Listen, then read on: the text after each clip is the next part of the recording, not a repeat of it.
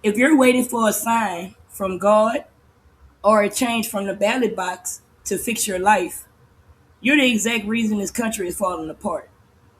Y'all been programmed to trade y'all freedom for comfort. I'm tired of watching y'all crawl for scraps while the people you worship laugh in your face. You're not a participant in a democracy or a member of a congregation. You're a product, and right now, you're on sale to the highest bidder. It's episode 2, so I need y'all to get comfortable being uncomfortable. Welcome to Afterthought Unrated.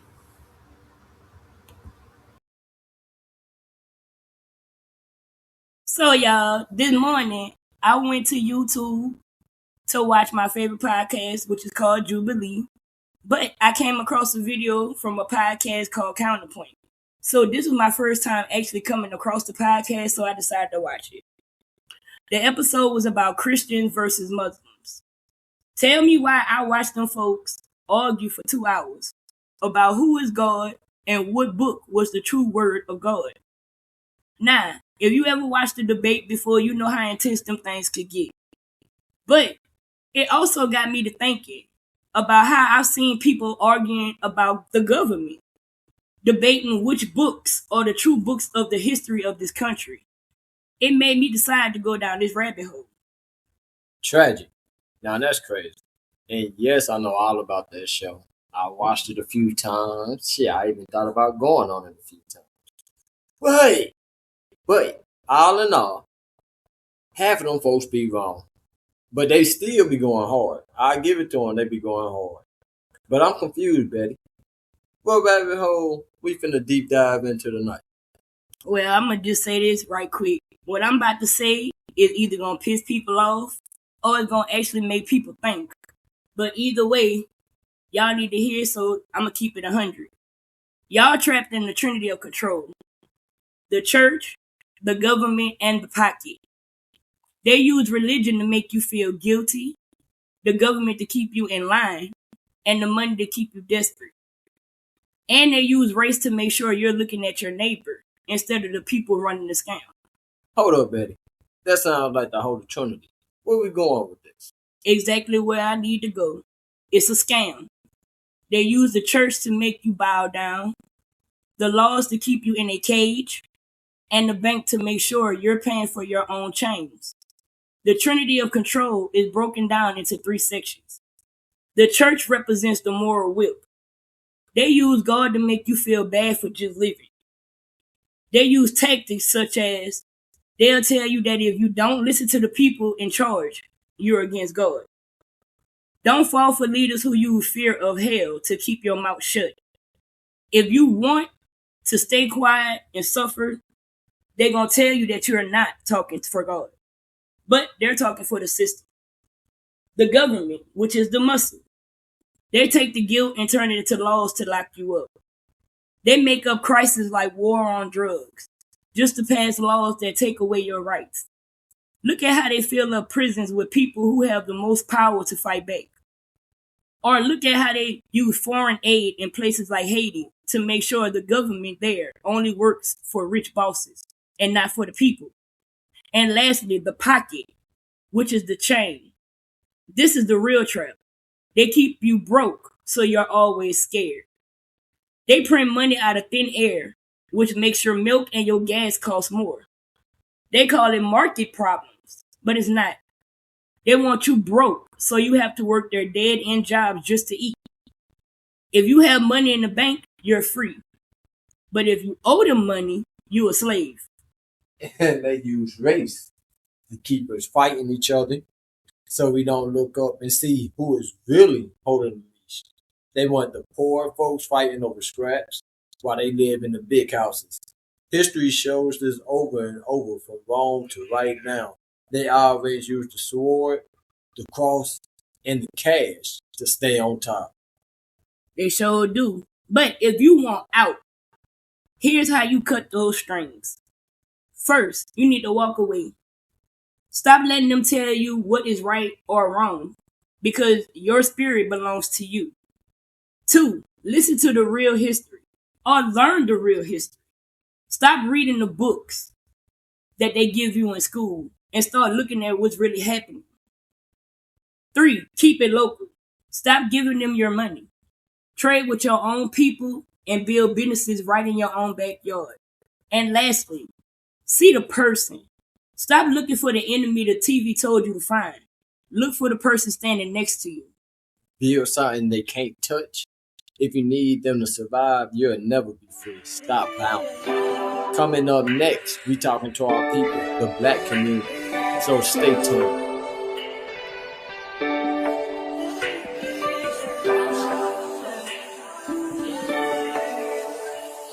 When I'm lonely, baby, it's like my friends don't know me. Girl, it used to be my lonely. Got me with a leash, she sold me. Even the trees get lonely. Left me here, 3 in the morning, questioning all the things you told me. That lost me in the morning. Baby, if you need it, tell it. And if you ever need it or want it, I got you, you know that. Company, I'll sleep right over. Baby, I'll be right over. Invite me right over. I said I know we ain't on the same page no more. And that's a shame that we ain't we used to be so close. Yes, I'm down and I'm clowning in my sorrows, baby. Hey, yeah. We're still shouting in the pews, praying to the same structures, and teaching our children the same scriptures that were used to justify the brutalization of our ancestors. It's a closed-loop system designed to keep us waiting for a freedom that was never meant to reach us. But check this out, and I need y'all to really hear me on this. The same system, the same organized religion that people are out here dying for, is the exact same system that unalived Jesus Christ. Now that's crazy. Like, that's the irony of it. Correct me if I'm wrong. Wasn't the priest and the Sadducees and all them folks that was in the church or the temple at that time, ain't they the ones that brought Jesus up on laws of blasphemy? Yeah, they did. So, if it was the folks in the church that did it, why is the black people still going to church now to pray to the same gods that killed this Lord and Jesus, Lord and Savior, Jesus Christ, the one y'all pray to so faithfully? Like, that's crazy. But you know, they claim to follow him, but they serve the institution that put him on the cross. That's crazy. Facts. If you know anything about Jesus, you know that Jesus was a radical who stood against the religious gatekeepers and the Roman state. The same two powers that are still running the show today. We've been tricked into thinking that following a man-made organization is the same thing as having a relationship with the divine, and it's not. And we have to talk about the book. Don't forget the book. People get mad when you say it, but the Bible has been used as the ultimate change. That's the truth. Look at the facts. The version of the Bible most of us are holding today was put together by the Council of Nicaea in 325 AD. It wasn't just God's word, it was a political project. Emperor Constantine needed a way to unite an empire. So he took a bunch of different writings, threw out the ones he didn't like, and kept the ones that told people to obey your masters. And they didn't stop there. They took that same book across the ocean. Exactly. During slavery, they used that book like a weapon. They forced our ancestors to read the parts about slaves, obey your masters, while they were getting whipped. They used it to make us think our condition was God's will, and that we should just wait for heaven to be free. And let's be real, Betty, it's still being used to control us right now. It's all over the place. Today, they use it to keep our people voting for systems that don't care about us, to keep us quiet about injustice, and to make us feel guilty for wanting to build our own lives. And the worst part about the shit is making our people sick. That constant fear of being a sinner, the fear of hell, and the idea that you're worthless without the church. That is the root of so much depression in our community. We are being depressed into submission by a book that was never meant to save us. It was meant to keep us in the pews and out of the power. So I feel like we diagnosed the sickness, so now we about to give y'all a cure. If you're ready to stop serving their institution and start honoring the creator himself, here's how you make that move. You have to deprogram the fear. Stop letting them define your worth. You don't need a building, a membership, or a weekly confession to be worthy of the divine. You are a creator in your own right. Start your day with silence, not a sermon. Listen to your own internal guidance instead of someone else's interpretation of a book. Then you need to build your own altar. Your sanctuary isn't a church building. It's wherever you stand, whether it's in your kitchen, your car, or out in nature. You have to reclaim the space. Connect with the earth. Study history that they didn't teach you in school. And surround yourself with people who challenge you to grow, not just people who demand you to conform. Stop seeking permission. Organized religion is all about asking for permission to live, to be forgiven, or to be saved. Spirituality is about ownership. Take ownership of your time, your money, and your energy. When you stop giving away your power to a pastor, you'll find you have the energy to build the life you actually want. And then practice radical accountability. And I know this shit gonna be hard. But when you in a church, you can blame the devil or sin for your problems. But in true spirituality, you are responsible for everything. Your wins and your losses. That is the ultimate freedom. It's scary, but it's the only way to truly own your life. That's how you kill the democracy. You stop looking for a savior and start being the one who saves yourself. Exactly. So, Crimson, what do you think is the biggest hurdle for people when they try to step out of their religious box and into their own spirit? Well, me personally, I feel like the biggest hurdle is what people think their families are going to think of them. Mm-hmm. Because everybody know, growing up in a black household, if your mama didn't go to church, your grandma went to church. And if she went to church, you went to church. Mm-hmm. If it wasn't just Sundays, it was Sunday, Wednesdays, Sunday, Wednesday, Thursdays. Oh, Lord, let's not talk about revivals.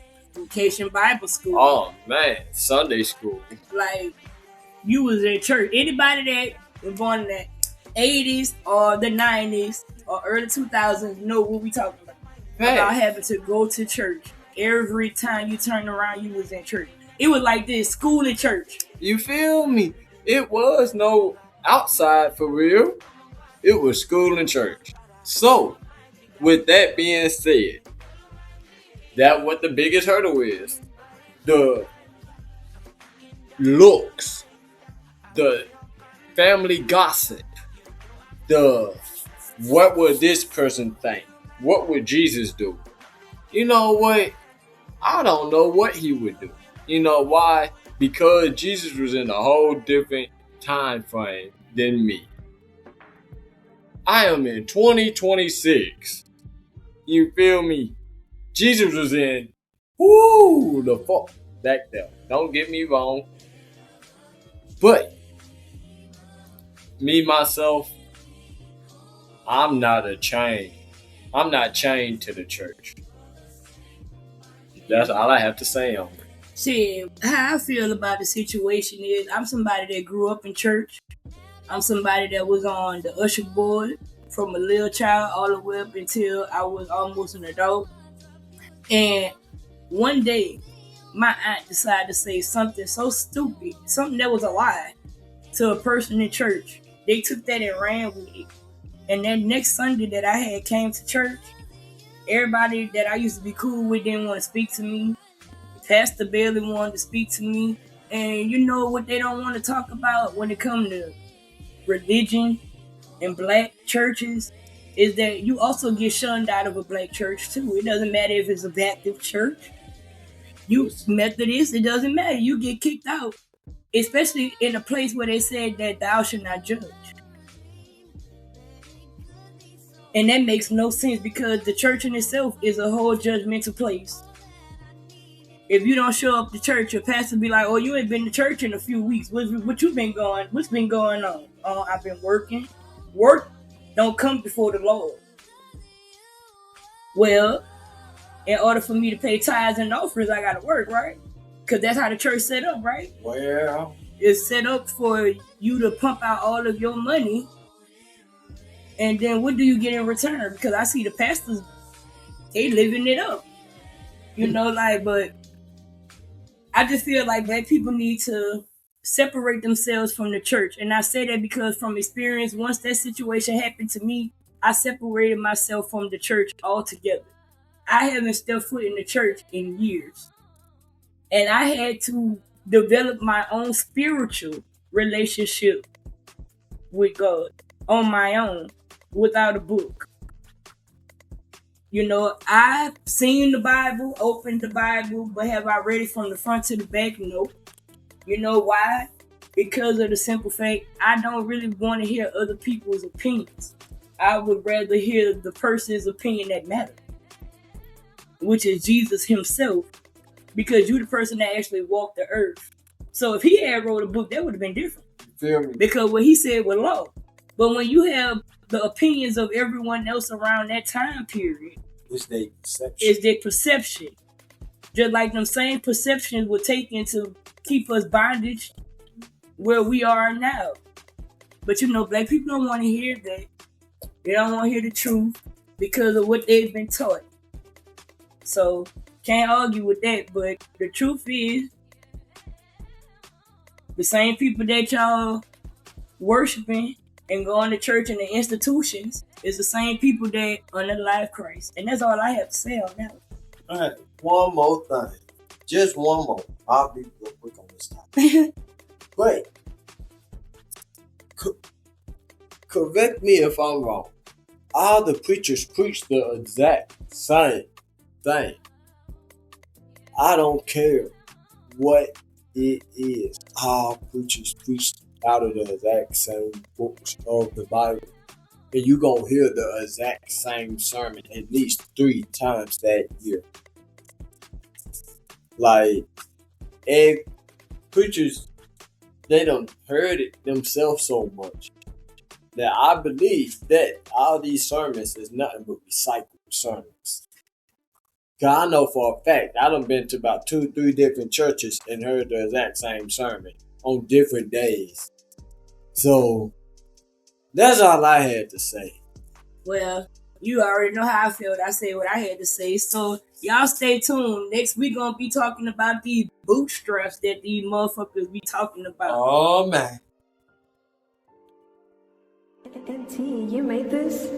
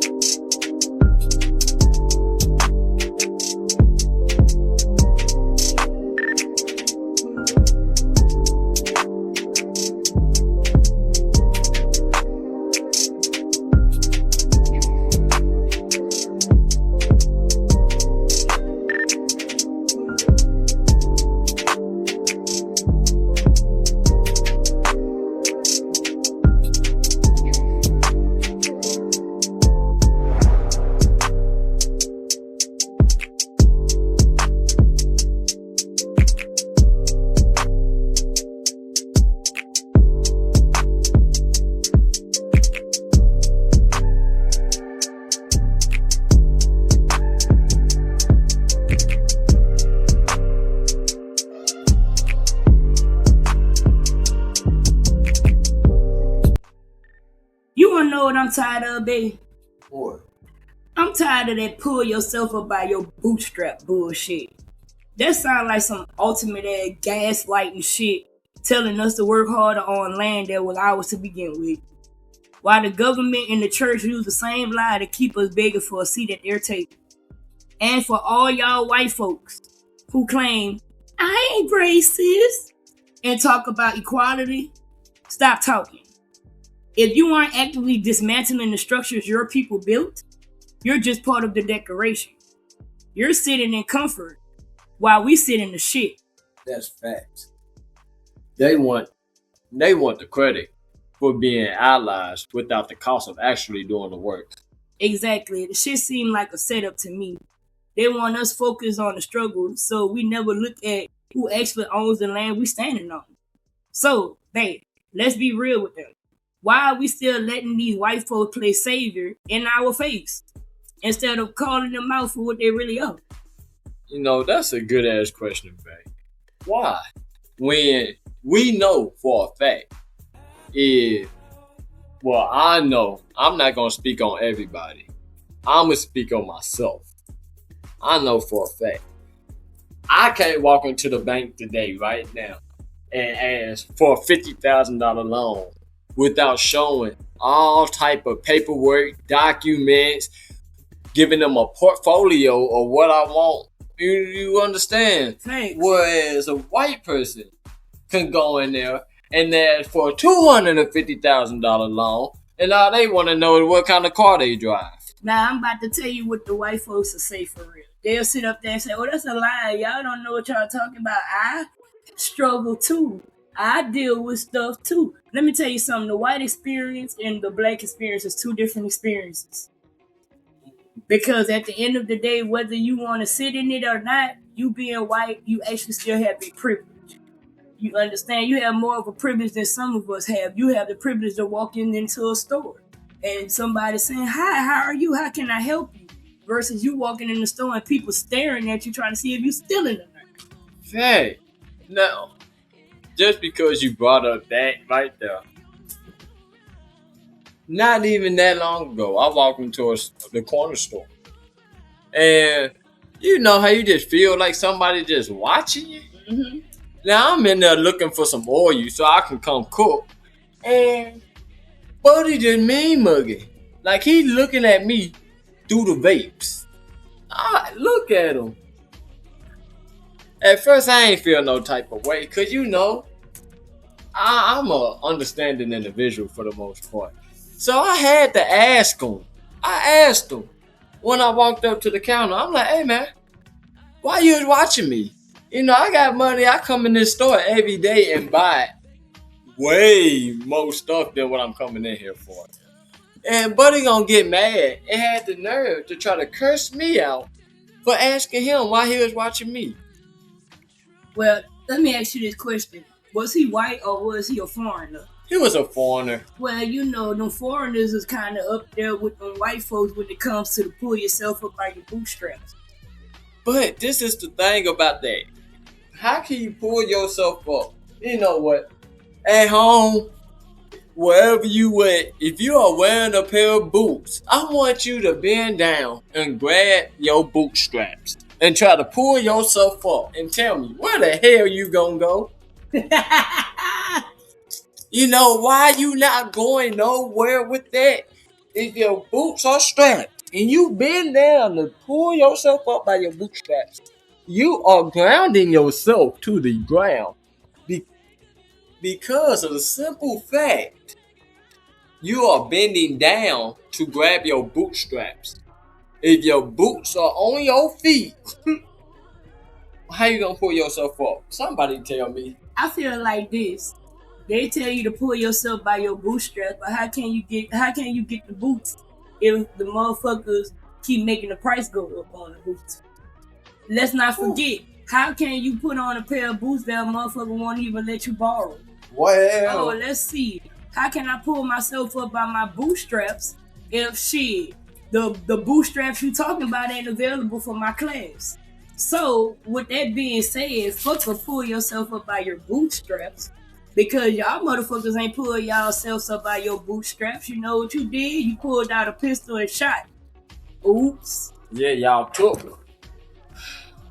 Yeah, y'all took, stole, and did everything that you had to do for y'all to sit on these podcasts and say, oh, we built this country. We did. What did you build? And the truth is, y'all ain't built shit. Just like they said we ain't slaves. Tell me what the fuck y'all built. Did you help build the White House? Did Hell your no. kind help build the White House? They probably say yeah. And if they did, guess what? They was an indentured servant, not a slave. Those are two different things. And it seems that for these white folks that are so educated, you don't know the difference in an indentured servant, which is people that were brought on and got paid, versus a slave that was actual property. That's two different things. But don't try to, they see how they try to make us seem like we're illiterate and stupid and dumb, but we read your history and know your history better than you know your history. So, I feel like I had time today. So it is what it is. But when it comes to y'all white folks, I'm tired of y'all saying we not racist, but yet you still going to the establishment where it's white folks that don't like black folks. You still giving your money to white folks you know that are racist. You still eating at the same dinner table with your racist mama, your racist daddy, your racist great-grandfather, and all them other people. They're still keeping the stuff going on. And you know how you're helping contribute? You sitting there mute. But you're silent about who you had went to vote for. I tried one time to step outside of my blackness. You feel me? I tried all the way up until the person I was talking to, mother, called me a nigger. And it's like, so if you feel like that, I know your husband feel like that. And so what type of conversations are you having with your daughter when I'm not around? You know what conversations they having. The same conversations they have when they tell us pull our bootstraps up. They say that black people are lazy. They don't want to work. They don't want to do that. We do want to work. But you know why we can't work? Because the jobs that we want, y'all are too scared to give. Right. You know why? Because we're going to outperform you on your own job. And that's a white person's biggest fear, is for somebody to outshine you and to outdo you. That's why they consistently keep minorities at a low pace.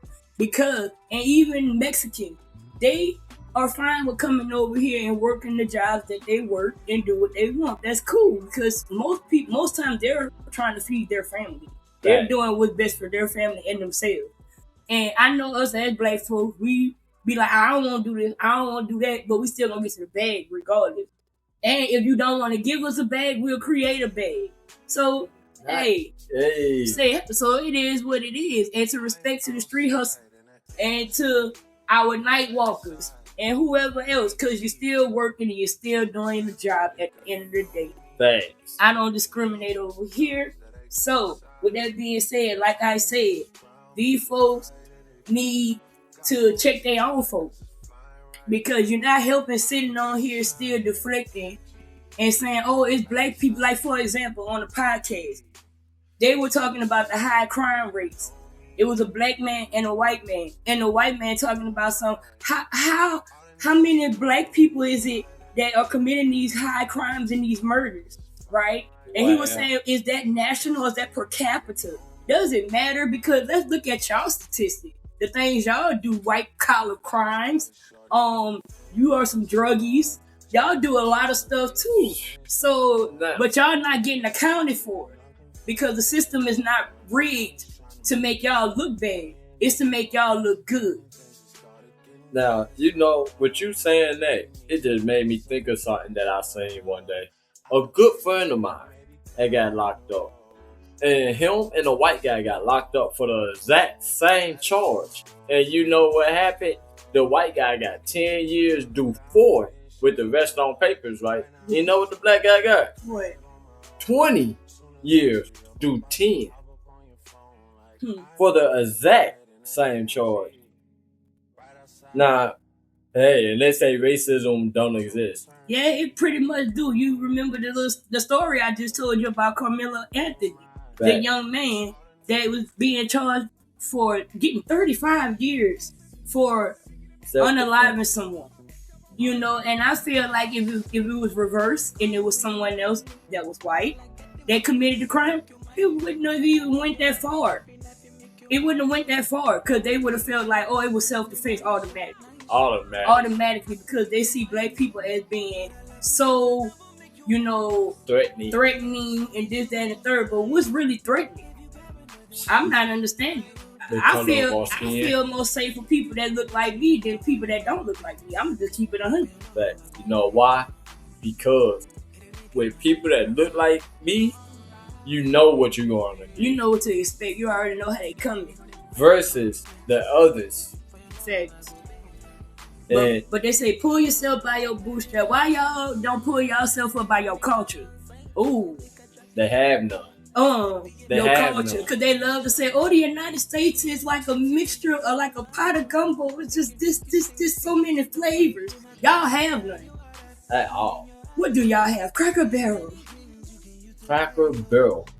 And I've been in Cracker Barrel and you can feel the racism oozing out the pancakes. Man, out the pancakes, out the wall. Shit, out the little part where you buy things out of there. How long did we sit there before we was even served? About 20 minutes. But yet, the white couple sitting next to us. They served quick. ASAP. And we came in at the same time. That's the funny part. Same time. We were seated right next to each other. Let's see, what else do y'all have? Let me think for a second. You keep talking, but I'm gonna think to see what else they have. As far as restaurants?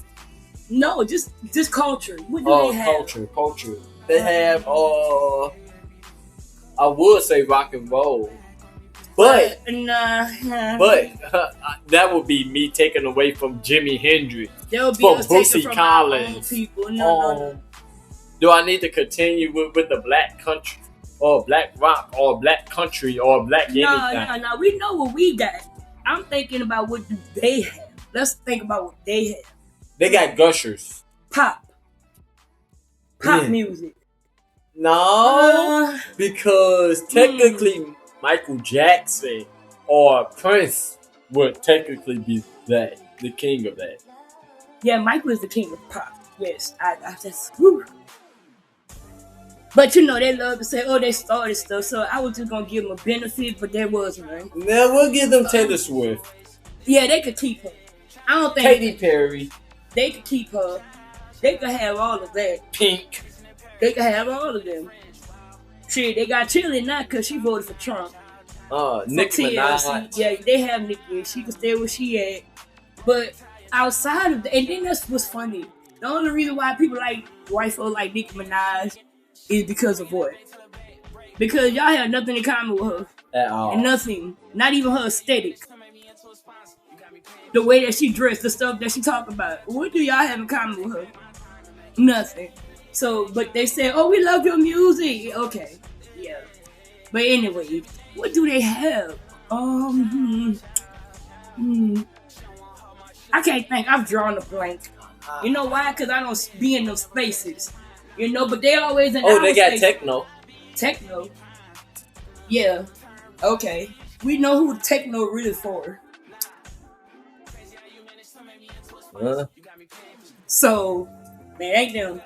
But I don't have nothing. I drawn the blank for real. So that means that, like I said, I don't be in y'all spaces, but y'all always in ours. I'll be on TikTok seeing these folks wearing the hair like us, trying to talk like what they think we sound like, trying to dance like us. You using like our lingo, slang, all of this. You just want to be us so bad. And then I bet you they'll argue and say, but y'all wear blind wig and hair down your back. It's called weave. Y'all wear extensions. So what's the difference? Please tell me what's the difference. Then y'all can't even put a wig on your head right. And then, for real, y'all want to put braids in y'all head. Talk about, y'all don't own braids. Technically, we do. Yeah, technically. Because there's a meaning behind the braids. And I'm not about to tell you what it is because you're not a part of the culture. Sorry. So, y'all can have the locks that y'all be wearing. That ain't even locks. That fall off the bone. What you want to call it? Licorice, fall off the bone, beef jerky.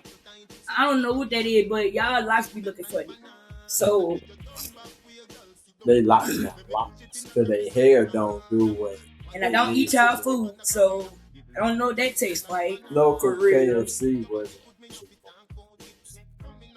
You said what? KFC. I don't even really eat KFC. So,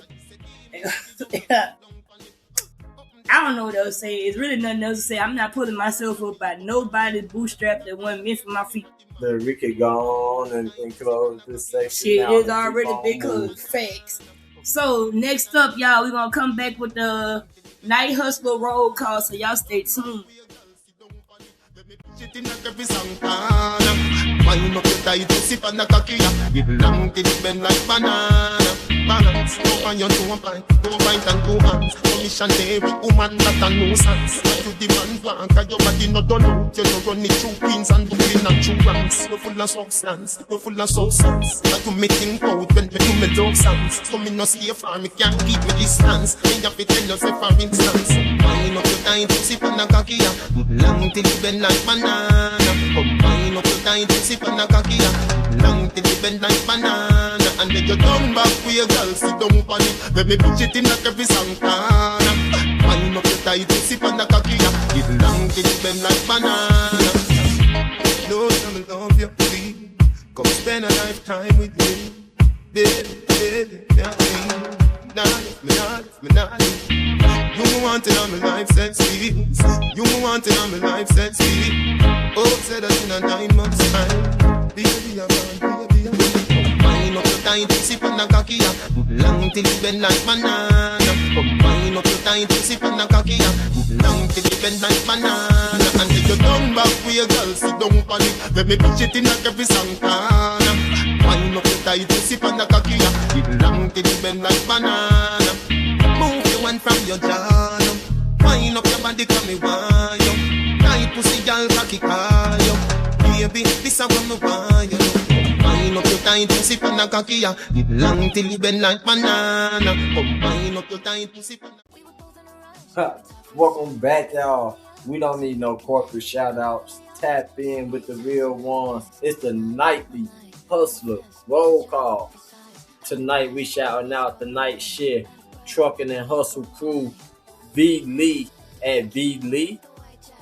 Dominique Fisher at Dominique Dump Truck Driver. We got Brittany Richardson at Brittany Nicole Richardson. Go on and hit them folks up. Keep the love going. Now we got the food culture operators. My boy Kevin Curry at Fit Me and Cook. We got Cordelia Brown at Cordelia Brown. We got Keith Lee at Keith_Lee 125. Shouting out to my cannabis lovers for the cannabis and wellness entrepreneurs. We have Jasmine Mann at Buy Weed from Women. Then we got Mary Pryor at Canaclusive. Then we have Dashija Dawson at The Reed Head Co. Go on and hit them folks up, let them get you right. Alright, y'all, so we have come to the end of the show. So the truth is hard to hear, I already know. But so what? Y'all too comfortable being lied to. I said what I said. I'm your girl Betty and I'm out. Yeah, this your boy Crimson. Keep your eyes open, protect your energy, and stop falling for the bait. This was Afterthought Unrated episode 2. Hit that subscribe button, like, and drop your thoughts in the comments. Peace out.